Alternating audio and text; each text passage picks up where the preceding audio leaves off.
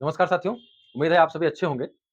इसके पहले के वीडियो में हमने हिंदू विधि के बारे में चर्चा शुरू किया था और जैसा कि आप जानते हैं कि हमारा प्रयास है कि हम धीरे-धीरे वीडियो की सीरीज़ बनाएँगे और आप लोगों के समक्ष ये चीज़ें रखेंगे और आपसे ये मुझे उम्मीद है और आपसे रिक्वेस्ट भी है कि अगर कोई त्रुटि हो रही है, चूँकि एक इंसान होने के नाते त्रुटियाँ मुझसे भी हो सकती हैं।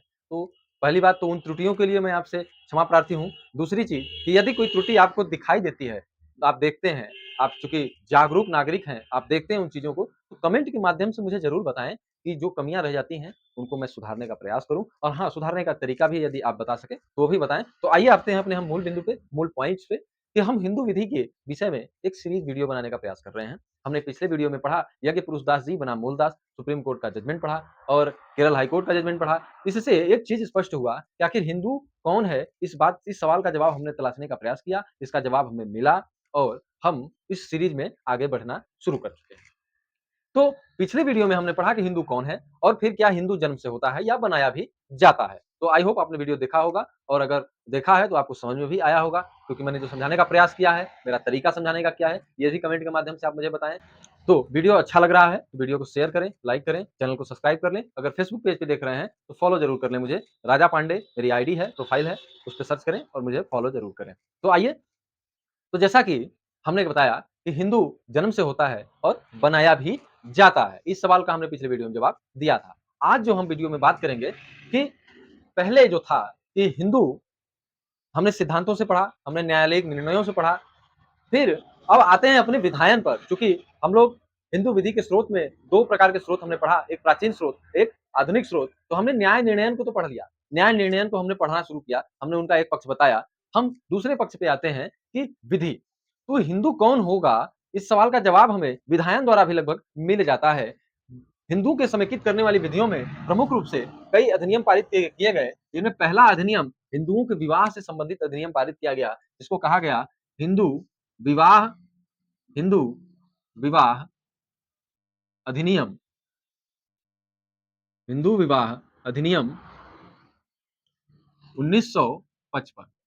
हिंदू विवाह अधिनियम 1955।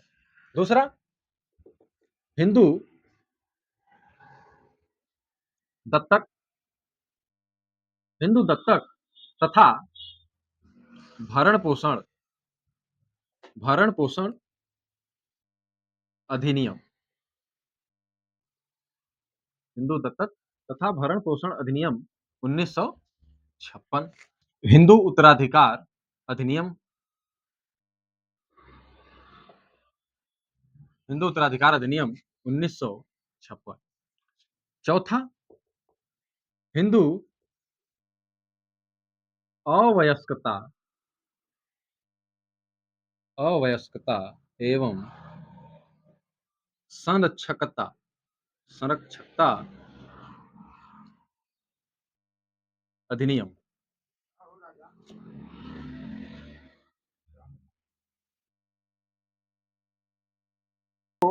हिंदू शब्द की विस्तृत व्याख्या इन अधिनियमों के अंतर्गत कर दी गई कि आखिर हिंदू कौन होगा, हिंदू किसको कहा जाएगा। इन अधिनियम के माध्यम से हम ये समझ सकते हैं कि हिंदू किसको किसको कहा जा सकेगा। तो पहला अधिनियम हमारा है हिंदू विवाह अधिनियम 1955। 1955 का ये अधिनियम हिंदुओं के संबंधित दो हिंदुओं के मध्य होने वाले विवाह को समेकित करने के लिए विधि है, जो संसद द्वारा बनाई गई। फिर दूसरे नंबर पे आता है हिंदू दत्तक तथा भरण पोषण अधिनियम। ये अधिनियम हिंदुओं के एडॉप्शन यानी कि दत्तक ग्रहण करने और उन दत्तक के भरण पोषण से संबंधित बातों को रखता है। तीसरी चीज क्या है? हिंदू उत्तराधिकार अधिनियम। और फिर चौथा है हिंदू अवैश्यकता एवं संरक्षकता अधिनियम। मैंने वीडियो में बात किया था कि हिंदू कौन होगा, हिंदू जन्म से होता है या बनाया भी जाता है। इस पे हमने हाई कोर्ट, सुप्रीम कोर्ट, इन सबों के न्याय निर्णय अभिनिर्धारण की बात की थी। तो ये प्रमुख अधिनियम है जो हिंदुओं के ऊपर विधियों के रूप में प्रभावी हैं और उनके जीवन को प्रभावित भी करते हैं, उनको रेगुलेट भी करते हैं। तो ये मुख्य रूप से ये 4 अधिनियम हैं।